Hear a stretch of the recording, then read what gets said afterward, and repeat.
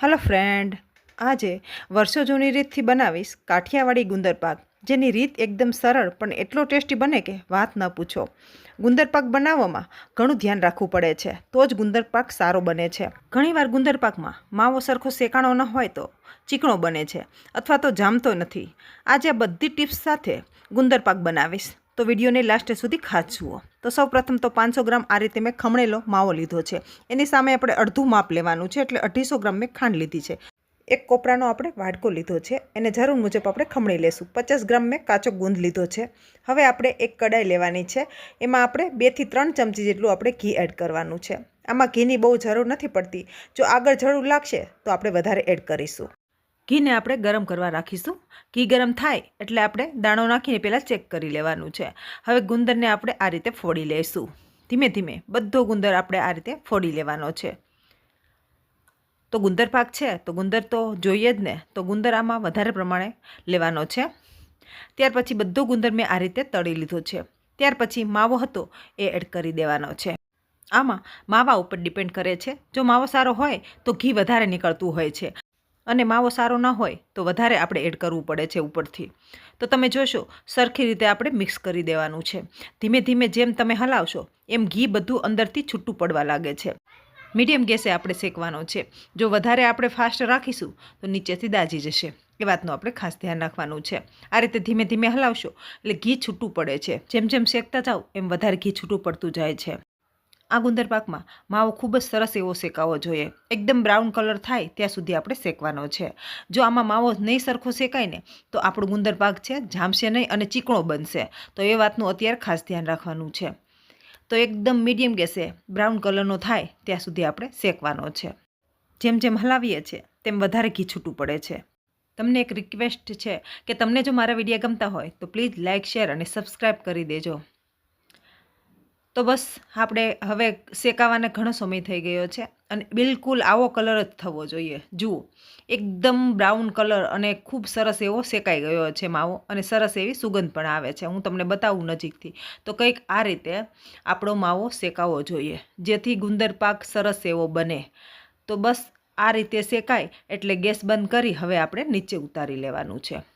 તો બસ એક થાળીમાં આપણે કાઢી લેવાનું છે। ત્યારબાદ એની એ જ કઢાઈમાં આપણે ચાસણી લેવાની છે અને આ બાજુ ગુંદર હતો તેને અધકચરો આપણે આ રીતે વાડકાથી આ રીતે ભૂકો કરી દેવાનો છે। હવે માપ પ્રમાણે આપણે ખાંડ લીધી હતી એમનું અડધું પાણી આપણે એડ કરી દેવાનું છે અને મીડિયમ ગેસે આપણે ચાસણી તૈયાર કરવાની છે। ચાસણી લેવામાં પણ ખૂબ જ ધ્યાન રાખવું પડે છે, ખાસ તો ગુંદર પાકની। આમાં કોઈ એક તાર કે બે તારની ચાસણી નથી લેવાની। આમાં એકદમ આ રીતે ઘટ થાય ત્યાં સુધી થવા દેવાની છે। જેમ કે પતાસાની હોય એ રીતે આપણે ચાસણી આ રીતે એકદમ ઘટ થાય એટલે આપણે જે શેકીને માવો રાખ્યો હતો એમને એડ કરી દેવાનો છે। ચાસણી પણ આ રીતે એકદમ થીક થવા દેવાની, ત્યાર પછી જ માવો એડ કરવાનો છે। નહીં તો આપણો ગુંદર પાક સારો નહીં બને, ચીકણો બનશે અને જામશે પણ નહીં। તો અડધા વાટકા જેટલું કોપરું છીણીને મેં એડ કર્યું છે। ત્યાર પછી અડધો ગુંદર આપણે એડ કરી મિક્સ કરી હવે નીચે ઉતારી લેવાનું છે। કોઈપણ આપણે વાસણમાં ઘી લગાવી આ રીતે આપણે પાથરી દેવાનો છે। તો સરસ એવો આપણે આ રીતે ફેલાવી દઈશું। સરસ એવું સેટ થઈ જાય તો પીસ પણ સારા બને છે। તો એક વાટકાના મદદથી આ રીતે આપણે ફેલાવી દેવાનું છે।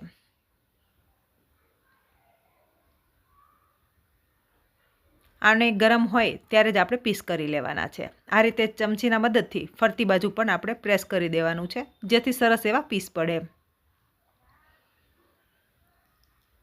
તો તમે પણ આ રીતે એકવાર બનાવજો અને મને કહેજો કે આ કેવો તમારાથી બને છે। તો ઉપરથી આપણે ગુંદર એડ કરવાનો છે। ગુંદર પાકનું નામ જ છે ગુંદર પાક, એટલે આમાં ફૂલ આપણે ગુંદર અંદર પણ નાખ્યો છે અને ઉપર પણ આપણે નાખવાનો છે। ત્યાર પછી આપણે મનપસંદ ડ્રાયફ્રૂટ પણ આપણે એડ કરી શકીએ છીએ। તો અમે અત્યારે કોપરાનું છીણ, કાજુ, બદામ, પિસ્તા અને ખસખસ પણ ઉપરથી આપણે આ રીતે એડ કરી દેવાનો છે। તો ચોક્કસથી તમે પણ આ રીતે બનાવશો ને તો તમારો પણ ગુંદર પાક પહેલી વારમાં જ સારો એવું બનશે। જો મેં આપેલી બધી ટિપ્સનો ફોલો કરીશો ને તો એકદમ સરસ એવું બને છે। માવાને સારી રીતે પહેલાં શેકી લેવાનો અને ત્યાર પછી ચાસણીમાં પણ આપણે ખાસ ધ્યાન રાખવાનું છે કે એકદમ જાડી એવી આપણે એકદમ પતાસા બનાવતા હોય અને એવી રીતે એકદમ જાડી એવી ચાસણી થાય ને પછી જ માવો એડ કરવાનો છે, એ વાતનું આપણે ખાસ ધ્યાન રાખવાનું। તો બસ ગરમ હોય ત્યારે જ આપણે પીસ કરી લેવાના છે અને ઠંડા પડે એટલે એકદમ સરસ એવા જામીને આ રીતે તૈયાર થઈ જાય છે. એકદમ સોફ્ટ, મોઢામાં મૂકતા જ પીગળી જાય તેવા બને છે.